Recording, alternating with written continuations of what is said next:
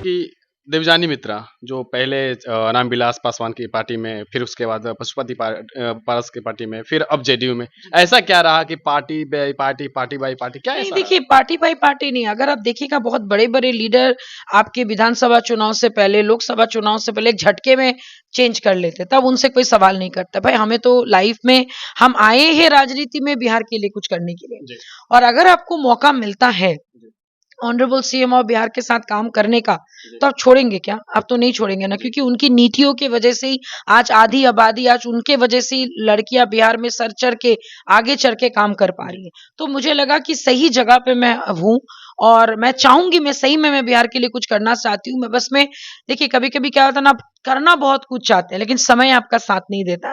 तो मुझे लगता है कि मेरा समय अभी आना बाकी है, जब भी आएगा मैं जरूर करूंगी। और चिराग जी और पशुपति पारस जी को मैंने छोड़ा नहीं है, मैंने अपने विचारधाराएं बदली हैं। विचारधाराएं क्या बदली है? मैं यहाँ पे चाचा भतीजे के बीच की जो लड़ाई है, जो नोकझोंक है, जो उनके पारिवारिक मामला है, उसके बीच का मैं मीडिएटर बनने नहीं आई हूँ। जी, उनके बीच में लड़ाई को मैं साझा करने लोगों के सामने नहीं आई हूँ। मैं बिहार की तकलीफ, बिहारियों की तकलीफ, बिहार में क्या होना चाहिए, मैं उसके बारे में बात करने आई हूँ। और मुझे लगता है कि पारिवारिक चीजों से बढ़कर और पर्सनल लाइफ से आगे निकल जाती है जब आप एक नेता, आप एक क्या कहते हैं ऐसे पद के, या फिर एक रिस्पॉन्सिबिलिटी आपको मिलती है, तो आप उस दायरे से बाहर निकल जाते हो। आप जब एक पब्लिक लाइफ जीते हो तो आप पब्लिक के लिए सोचोगे ना, कि आप उनके घर में क्या चल रहा है, वो वहां पे क्यों घूमने गया, पेरिस में फोटो क्यों वायरल हुआ। ये सब तो घर में बैठे क्या कहते हैं कुछ ऐसी औरतों की काम होती है जिनके पास कोई काम नहीं है, एक एक चुगली दूसरे के करते बारे हैं। में चुगली करना। तो हम चुगलीबाजी करने नहीं आए, इसीलिए मैंने डिसीजन लिया कि कैसे जगह जाए जहाँ पे एक्चुअली काम कर पाए, जी, अपना 100% दे पाए। क्योंकि मैं हमेशा मानती हूँ कि मेहनत का कोई तोड़ नहीं है, जी, और मैं मेहनत करने के लिए तत्पर हूँ, हमेशा रेडी हूँ। बस मैं समय का इंतजार कर रही हूँ कि कब ऑनरेबल सीएम ऑफ बिहार की दृष्टि पड़े उन्हीं के पार्टी के एक नेत्री के ऊपर, जो एक समय प्रवक्ता, फिर राष्ट्रीय प्रवक्ता, और अभी जेडीयू में है। और मुझे लगता है वो समय बहुत जल्दी आने वाला क्या ऐसा चाचा भतीजा में था जो सुलभ होने के नाम पर जो है काफी सारी राजनीति है। अभी बात तक ही चल देखिए रही है? देखिए ऑनेस्टली बताए, ये सब राजनीति उनके आपस में अगर पूछेगा तो कुछ भी नहीं है। जी, चिराग जी को कोई मतलब नहीं honourable ex minister Shri Pashupati Kumar Paras से, और अभी के केंद्र के मंत्री को भी कोई मतलब नहीं है कि भाई वो क्या कर रहे हैं ना, उनको मतलब है।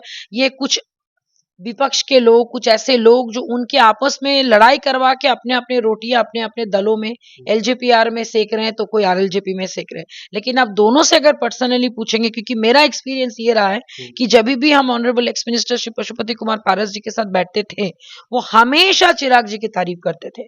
और चिराग जी के जब जब बात होती थी रिगार्डिंग द इंटरव्यू और क्या बयान देना है, उन्होंने हमेशा कहा है कि उनके बारे में कुछ नहीं बोलना है, वो मेरे चाचा जी है। तो ये बातों को मैं कैसे नकारूं? जब भाई जो जो मेन जो राष्ट्रीय अध्यक्ष दोनों पार्टी के हैं, उन्होंने जब इस चीज को तुल नहीं दिया, तो मैं बाकियों की बातें मैं क्यों सुनूं? बिकॉज मेरा वो काम ही नहीं है कि इधर से कुछ बोला और मैंने बोला। I always listen from the horses mouth. और जिनकी पार्टी है, जिन्होंने अभी पार्टी को चला रहे, उनके साथ जब मेरी डायरेक्ट बात होती है, दोनों ने दोनों के लिए हमेशा से अच्छा बोला है। लेकिन कभी कभी प्रेशर में आके अगर आपको बोल देना पड़ता था, तो वो समझिए कि अपने विवेक के खिलाफ जाके आपको बातें करनी पड़ती थी, जो कतई सही नहीं है। मैंने तब तक किया जब तक मुझे लगा कि जरूरी है डिफेंड करने के लिए, बात करने के लिए। लेकिन एंड ऑफ द डे मुझे लगा no, I should stop now.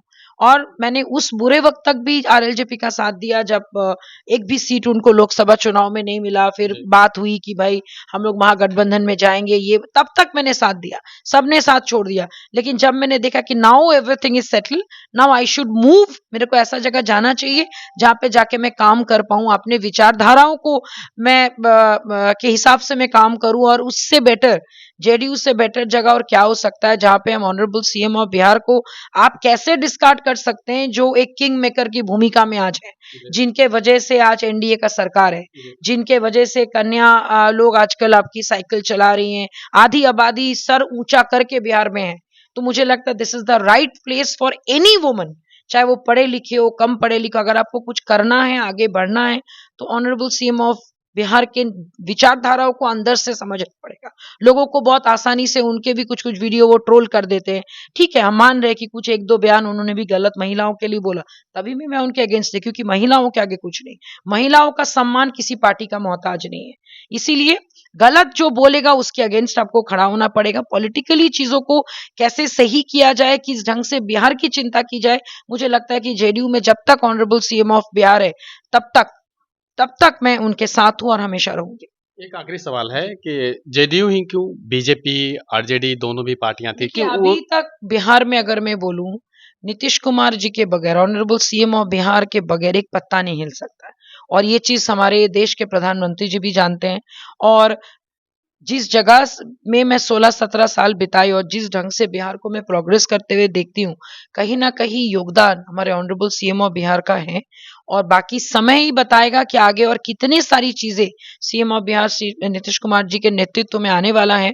और जब एनडीए का सरकार, जब सेंट्रल में, जब ऑनरेबल सीएम ऑफ बिहार और नायडू जी के वजह से ही आज पीएम मोदी तीसरी बार प्रधानमंत्री बने, तो मैं किंग मेकर के साथ रहूं कि मैं किंग के साथ रहूं, बात तो एक ही है। Vision honourable PM of India का, नेतृत्व सीएम ऑफ बिहार का, तो दोनों का आशीर्वाद साथ में लेके काम करना ज्यादा अच्छा है। क्या 2025 में अगर दिव्यानी मित्रा को अगर विधानसभा लड़ने की सीट मिले तो क्या तैयारी? एकदम करेंगे, लेकिन फिलहाल तो मुझे नहीं लगता ऐसी कुछ है, मुझे भी बहुत कुछ सीखना है। बाकी हम समय के ऊपर छोड़ते हैं, मैं हमेशा सीखने के लिए तैयार हूँ। और राजनीति में कब किसके साथ क्या हो जाए कोई नहीं जानता है।